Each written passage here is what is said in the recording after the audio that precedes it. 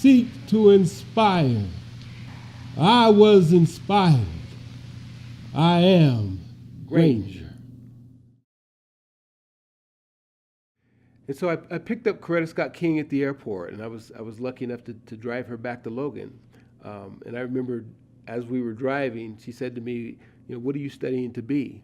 And I said, I'm studying to be a teacher. And she told me at that time, be the best teacher you can be. Matter of fact, she quoted from Dr. King's letter from the Birmingham jail, where he says, if you're an artist, be the best you can be. If you're a garbage collector, be the best you can be.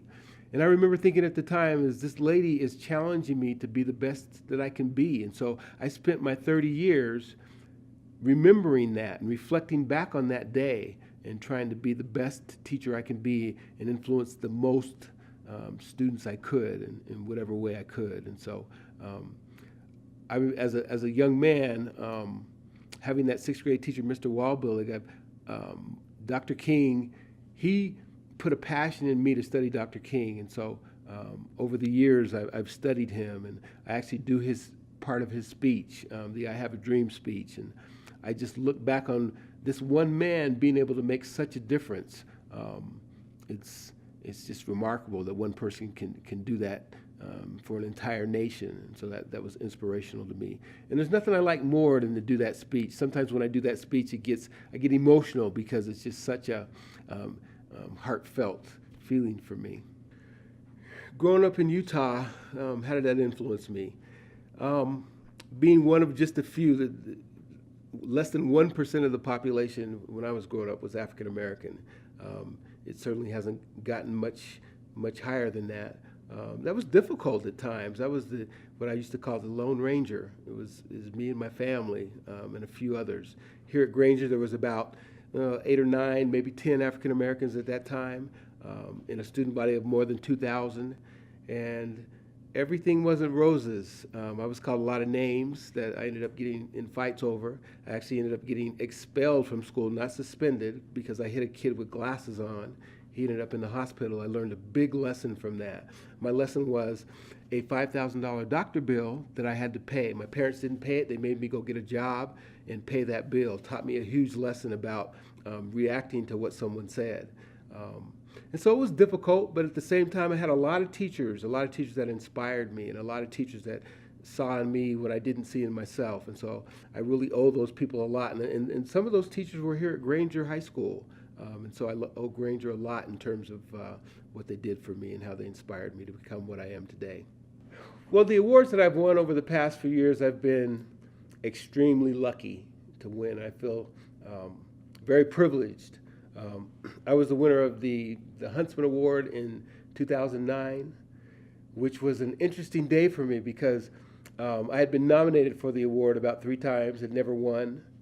The person that actually nominated me, I was inspirational in turning around her 6th grade class. I dealt with a class of, and it was an after-school program, I dealt with a class of 36 graders that were having difficulty, and the teachers were having difficulty with them.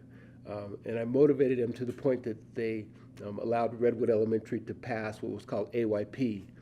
When I actually received the Huntsman Award, man, what a day. I remember coming to school that day, and there were people in the office that knew I had won, and I didn't know.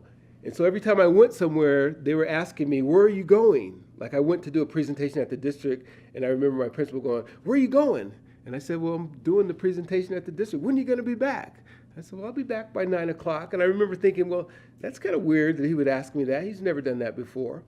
And then I get back from that, and I'm going to lunch, and the secretary says to me, well, where are you going? I said, to lunch. He says, well, when are you going to be back?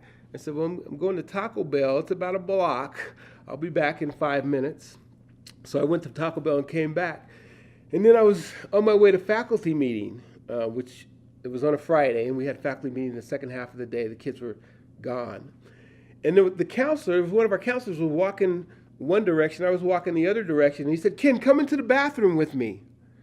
And I remember thinking, okay, seems a little different to me. But so I walked into the bathroom, and I'm talking to him in there. And then we walk out, and we walk into the library. Well, what I didn't know was my family was behind me, and he was trying to get me in the bathroom so I didn't see them. So I get into the library, and one of the other teachers comes to me and says, hey, why don't you sit up front? I got to talk to you about something. And then she proceeded to talk to me about something that we had just discussed about an hour prior. And so it was really different. And then my principal came in and said, Ken, he pulls me up to the front and he says, pause for a minute. And I thought, okay, he wants me to do something with the group because I do a lot of icebreakers. And then I remember looking up and I saw my sister walk in the door. And I saw my brother walk in the door.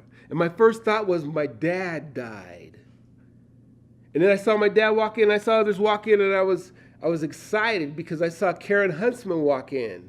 And I thought, I won the Huntsman. I won the Huntsman.